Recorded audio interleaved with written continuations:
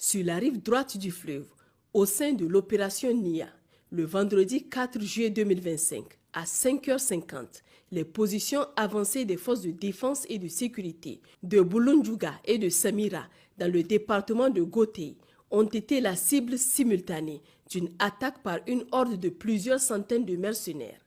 Les FDS ont immédiatement réagi par une riposte énergétique et coordonnée. Des renforts ont été ainsi déployés sur zone et une opération aéroterrestre de ratissage a été engagée afin de traquer les auteurs de cette attaque. Le bilan s'établit comme suit.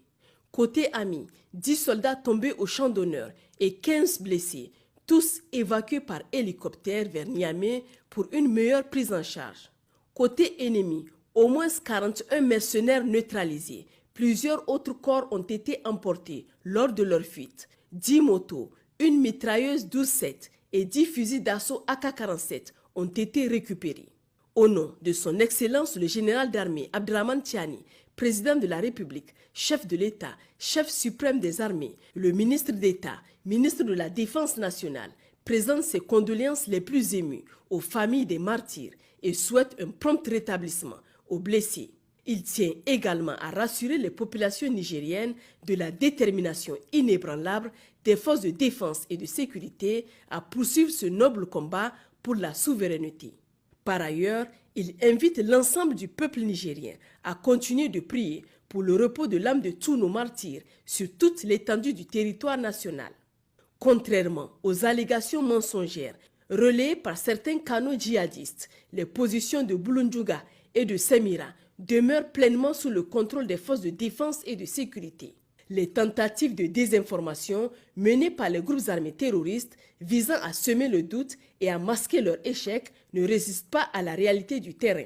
À la suite des actes criminels perpétrés par les groupes armés terroristes contre les populations civiles de Manda Sonrai, dans le département de Terra, une mission conjointe conduite par le commandant de la zone de défense numéro 9 et le préfet de Terra s'est rendue le 2 juillet 2025 dans la dite localité pour témoigner du soutien de l'État et réaffirmer l'engagement des autorités à assurer la sécurité des citoyens.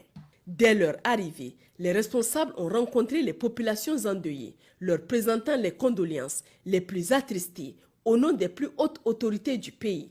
Cette rencontre a également permis de renforcer la sensibilisation sur la sécurité en insistant sur la nécessaire collaboration entre les populations et les forces de défense et de sécurité dans la lutte contre le terrorisme.